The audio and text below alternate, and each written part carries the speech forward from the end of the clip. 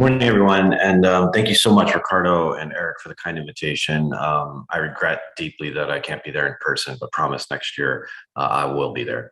Today, I'm going to discuss new developments in brain aneurysm treatment. I'm not going to discuss intersaccular devices since that was already covered by Ansar Rai earlier today. So I'll talk about endoluminal devices and new exciting features that are coming with regard to coatings. I have to disclose with respect to this talk that I'm a consultant for both Stryker and Medtronic, and Phoenix, all of which have coated devices. A lot of the experiments I'll show were funded by Stryker Neurovascular. Surface modifications, and the ultimate goal, of course, to reduce the need for dual antiplatelet therapy or reduce the duration of dual antiplatelet therapy.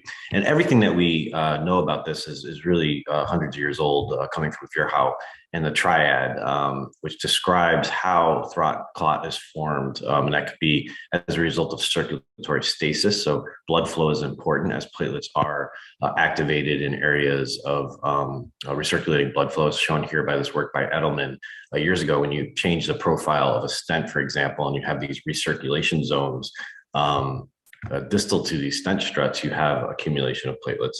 Of course, the blood products themselves, as you know, this is just an example showing that in the setting of subarachnoid hemorrhage, clotting time changes. So this is an important element. And of course, vascular trauma. If you injure the vessel, that's the body's normal response to help seal that injury, is to form clot. And this is the extrinsic pathway, which I'll cover in a minute. And so here, the first thing is the intrinsic pathway. You put a foreign body into the blood vessel. It is recognized by the blood products themselves, and there could be circulatory changes. And so ultimately, you have accumulation of thrombus as a result of the intrinsic pathway. But more importantly, as you manipulate, and this is just a anterior spinal artery of a dog where we had placed a microcatheter, you can actually see where the microcatheter went on this SEM, unfast preparation of the vessel. And beyond that, this is actually where the wire went. So even micro wires, you can remove the endothelium at a very small force of 309 per centimeter squared. So as you expose the subendothelial matrix, you of course get the accumulation of clot. That's the normal process. And as you expose collagen and von Willebrand factor. So there's a variety of things that have happened that are very exciting to have antithrombogenic coatings. So we have using either a sugar or a fat to hide the device from the body. This is called biomimicry, and it's been around since the 80s, this concept. Phosphorylcholine was originally described in 1982. As a material by which you could hide the device from the blood products. So this is addressing solely the intrinsic pathway. There's little data on this. I'll show a little bit toward the end of the talk on using CD31, for example, or CD34 to grab circulating progenitor cells or endothelium that are migrating to attract them to the device. There's this X coating for microvention that's out there. It is right now labeled as an anti-friction device, but there is data accumulating that might move this into the antithrombogenic category. But now I want to talk about active coating, which is coatings that address both the intrinsic, so the contact activation pathway from the stent surface, introducing that foreign body, but also addressing the extrinsic pathway. And this is done by using covalently bound heparin, which reduces, it activates antithrombin, so it reduces clot formation due to both of these intrinsic and extrinsic pathways. And it's been shown that if you basically delay the deposition of a fibrin matrix, that also reduces the accumulation of platelets. So it's both anticoagulant and has antiplatelet effects. This is developed by Carmita, who's been doing this for a very long time, I think almost 3 decades. And it was developed originally for the coronary circulation. We have wonderful data from the HEPACOAT trial, the HOPE study, which showed that the heparin coating in the coronary circulation reduced, protected the stent from thrombosis. And although these data were incredibly compelling, the problem in the coronary circulation wasn't just thrombosis, it was more importantly total late loss or restenosis. And that was being addressed at that time in the early 2000s with drug-eluting stents, which are anti-proliferative medications are eluted. And so you don't have restenosis of the vessel, and that was the key problem. So this technology kind of went by the wayside for the coronary circulation. But I think for neurovascular, this could be a really exciting approach. And so Stryker has developed, the standard, what everybody's done with these in vitro flow loop models. This is the Chandler loop, and this is a more aggressive model using a roller pump, which activates blood products. So there's more likely to be thrombus. And they're showing here with this active heparin coated that, qualitatively and quantitatively, you have reduction of thrombus. But again, this really only addresses the intrinsic pathway. And so we wanted to use a model that looks at both categories. So as you deploy a flow diverter and you do the manipulations to get good wall apposition, you, of course, cause a vascular trauma. And so can we prevent thrombus accumulation and thromboembolic events in that setting? And so to do that, we implanted the basilar artery of the dog. Just want to highlight that it was actually Ricardo and Elad Levy and Eric who taught me how to do this basilar implant. It's actually quite simple. We go through an anastomosis between the anterior spinal artery and the vertebral artery, and it's a relatively straight path to the vertebrobasilar junction and up into the basilar artery. What we did was we implanted 2 overlapping flow diverters in the artery, and then we did high frequency optical coherence tomography, which Demetrius has presented earlier today. And then we did weekly MRI. Really, our primary goal at the time was to look for areas of restricted diffusion indicative of thromboembolic events, but we also acquired FLAIR and susceptibility weighted imaging. We, of course, did neurological exams, and then we did neuropathology at the end of the experiment. And we implanted, I'm just going to focus on our confirmatory results, 7 bare overlapping stents, so a total of 14 stents. And then we compared that to the heparin-coated stents. The heparin coating is by Carmito, which is a wholly owned subsidiary of Gore, and they have entered into a relationship with Stryker to develop this technology for neurovascular. So here's an illustrative case of a bare implant where you can see we cause a significant straightening of the basilar artery post-implant with these 2 overlapping flow diverters. 30 days later, we have complete occlusion of the mid-basilar segment, actually in the area of the overlap, which is confirmed histologically. We can see on the post-procedure high-frequency optical coherence tomography thrombus accumulation over a perforating artery. This happens to be the ICA. And then we see on MRI, post-procedure, 1 week, 2 week, all the way up to 8 weeks, we see the appearance of these magnetic susceptibility artifacts on SWI imaging, which we believe, based on the locations and their appearance, that these are thromboembolic complications. These are microhemorrhages as a result of an ischemic transformation to hemorrhage or the blood clot themselves. And here you can see an illustrative case of a heparin-coated stent. Again, straightening that basilar artery, a little bit of thrombus accumulation, not over the origin of side branches on high frequency optical coherence tomography, a very nice intimal response, and then just one of these lesions post-procedurally, none on follow-up. Now, what was interesting is that the basilar arteries, independent of heparin coating or no heparin coating, bare stents, did cause occlusion of the mid-basilar segment in the overlap zone. I do want to highlight that these animals were not on any dual antiplatelet therapy. So there's no antiplatelet medication given to the animals. That was done because dogs are fibrinolytic, and we really wanted to test the effect of the heparin coating.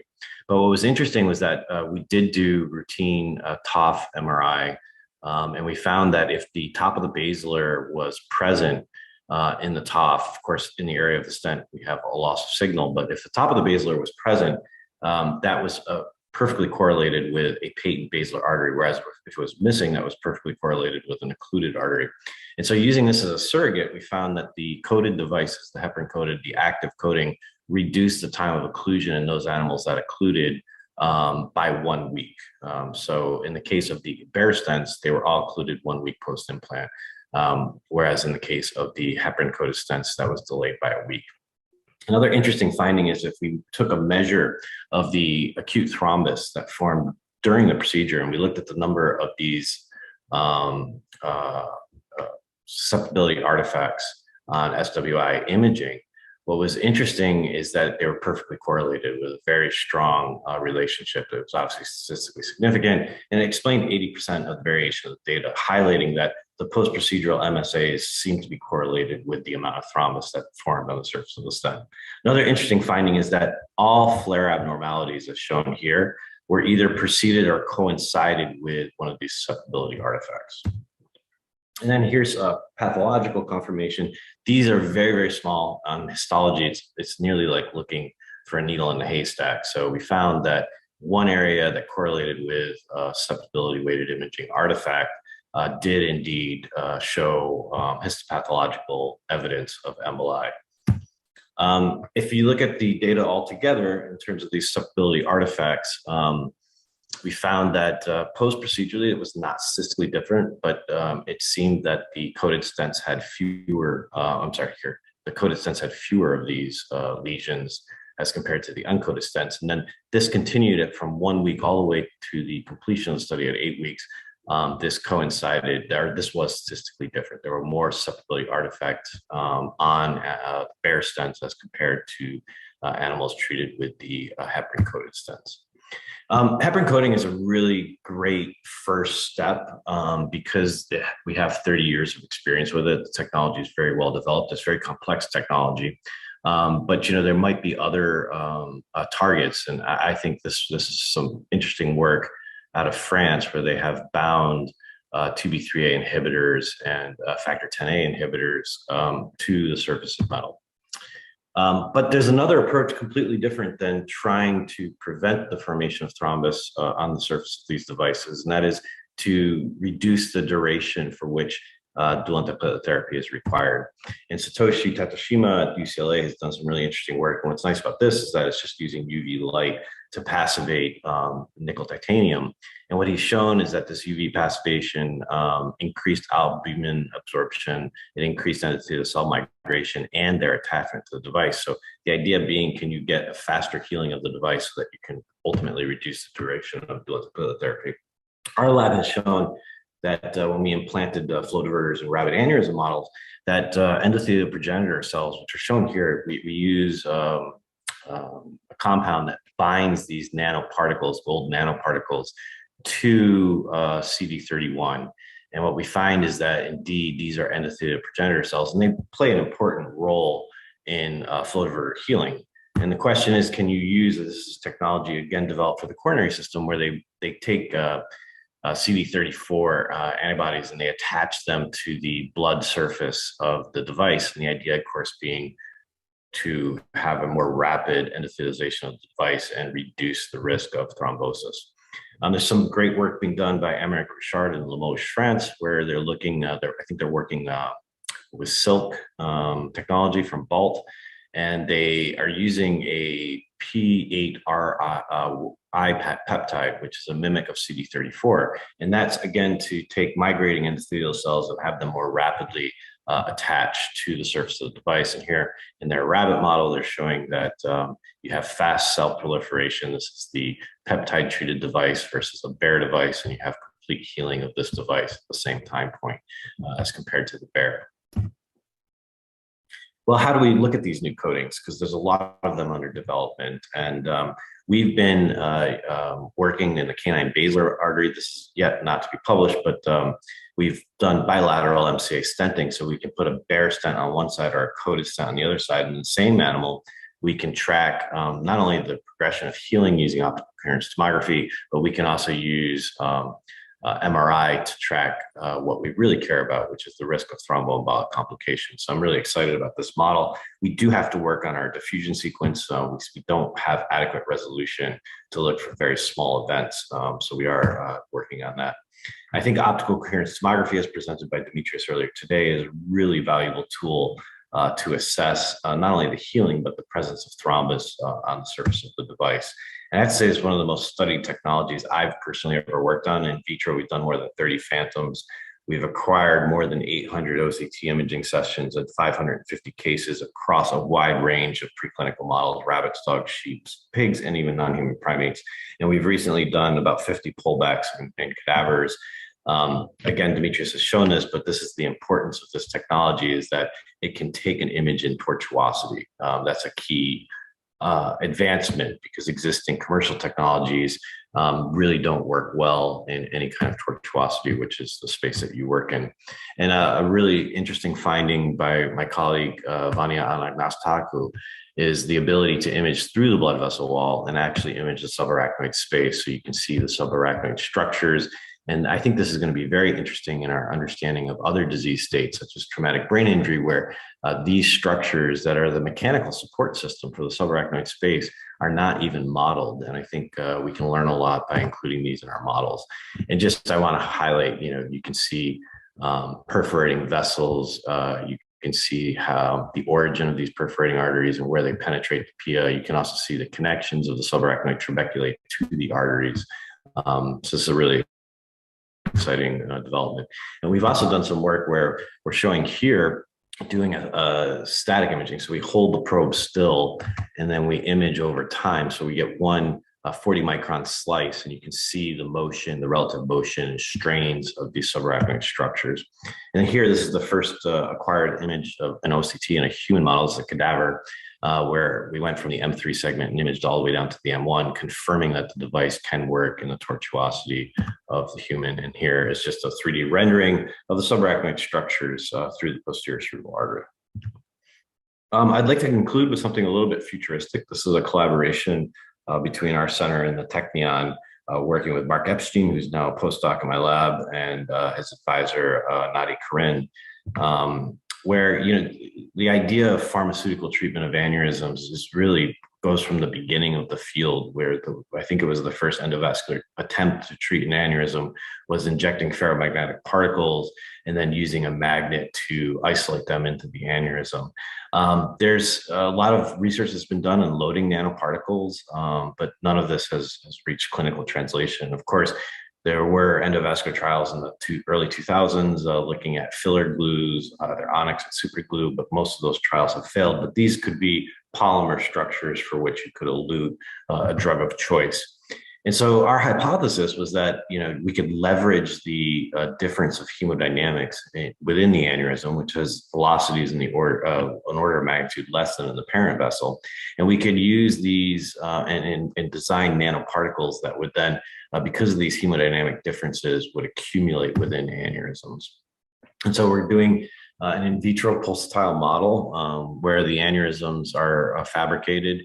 They're coated with collagen endothelial cells, and then a pulsatile flow system is used to deliver viscosity matching to blood analogs.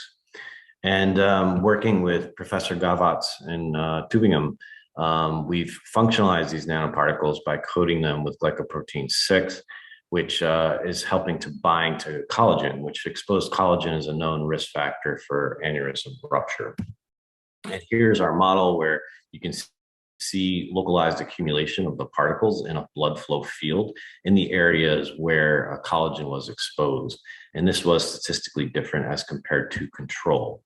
We went on to test this in a new aneurysm model that we developed in the lab, where we do in situ decellularization of the aneurysm. We completely remove all the endothelium and all the smooth muscle cells within the wall of the aneurysm, making a very unstable aneurysm that's prone to inflammation and dramatic growth throughout the entire duration that we studied it, which was up to 12 weeks. And we found that when we inject, through a microcatheter, we inject these nanoparticles proximal to the aneurysm, we found that there was an accumulation of particles that was 5 times higher than in the parent artery that was used as a control. And you can see colocalization of the accumulation of the nanoparticles binding to exposed collagen. What's exciting about this is these are just nanoparticles. They don't have a payload yet, but we're thinking ultimately that we could load them with maybe a radiopacifying agent that could be used. Maybe we could start screening for aneurysms with a simple plain film X-ray to see if using these particles to see if there's accumulation that would be suggestive of an aneurysm. Since they bind to collagen, we could also use them potentially to screen with MRI agents, for example, to see at-risk aneurysms. We know the patient has an aneurysm, but if there's accumulation of these nanoparticles, the aneurysm may be at risk. And of course, looking way into the future, could we load drugs that target things that basically destabilize the aneurysm wall? We've done a lot of work on myeloperoxidase in my lab, and that might be a viable target. So thank you so much for your attention. I am here with you, so I'd be happy to take any questions. I just want to give a credit to a huge number of people who work in the lab and collaborators around the world. And again, wish you a wonderful meeting, and thank you so much for the invitation.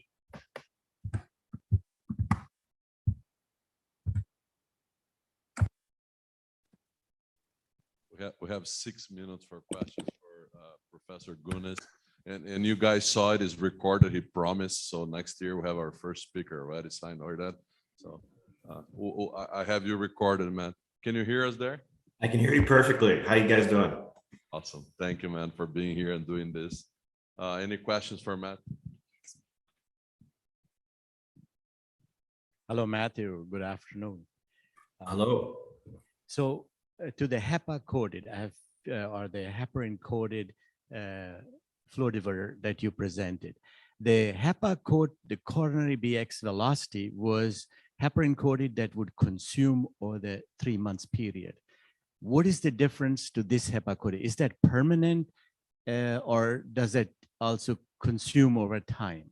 That's the first question. Yeah, excellent question, AJ, and good to see you.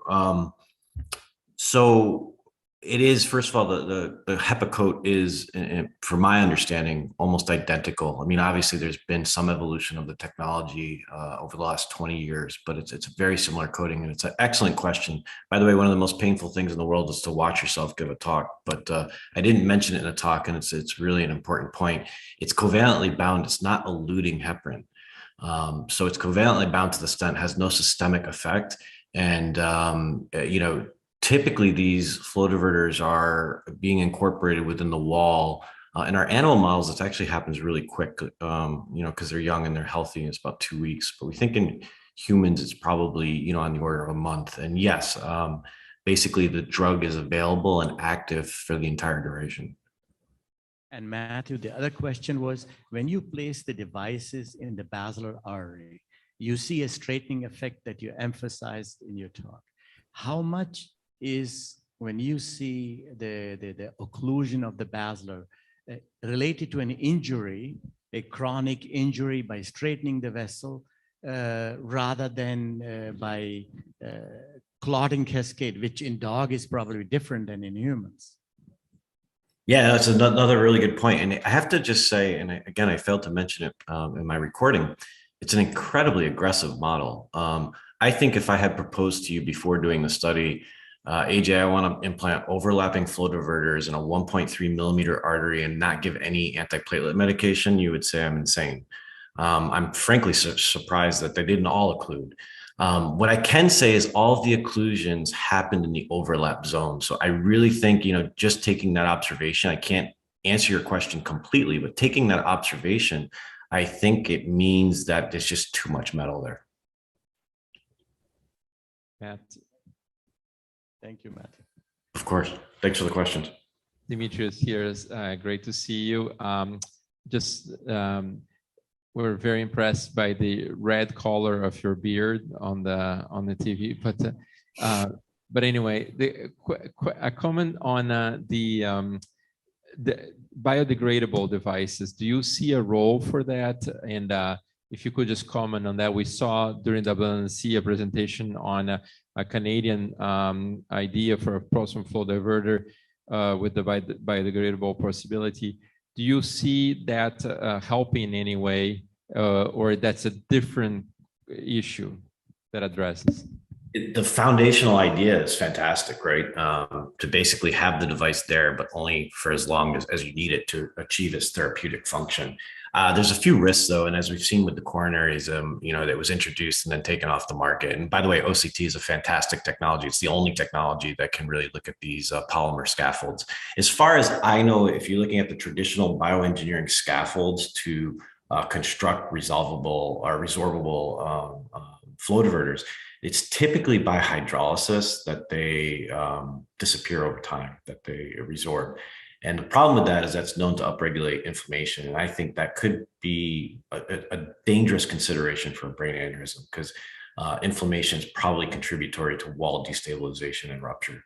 The other thing that you worry about for neurovascular indications is as these things hydrolyze, the shear stresses that they're experiencing could cause fragmentation of the materials. And as we all know, the brain is not very tolerant to distal embolization. So those are my concerns. I'm not saying, crazy idea. I think it's a fantastic idea. We just have to do that in a very thoughtful approach.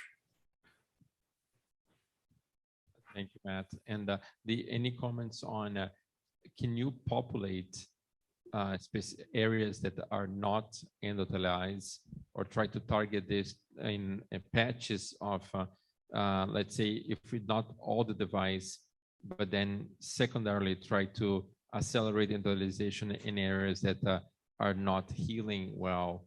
Do you think we'll one day, with the same approach that you mentioned, instead of targeting the exposed parts of the endothelium, but now exposed parts of metal to then make it heal, thinking about fusiform aneurysms, things that may not heal ever, could you do that using the same technique you demonstrated? Yeah, it's an excellent question. I do, not removing fusiform aneurysms for a second. We've done a lot of studies on saccular aneurysms, and we've seen that there is delay of endothelialization, therefore delay of exclusion of the aneurysm from the circulation with malapposition. So I think OCT is going to be very important, as you've highlighted it earlier today, is going to be really important in securing excellent apposition of the device, and for intrasacculars, reconstructing the neck so that you can have optimal treatment efficacy. Regarding fusiform aneurysms, I don't know, and I'm really hopeful that the work that America is doing, the stuff that Satoshi is doing, and others will provide devices that are basically tissue engineered scaffolds that are promoting a healing mechanism. Because as AJ eloquently pointed out earlier today, that remains really the fundamental challenge in the space.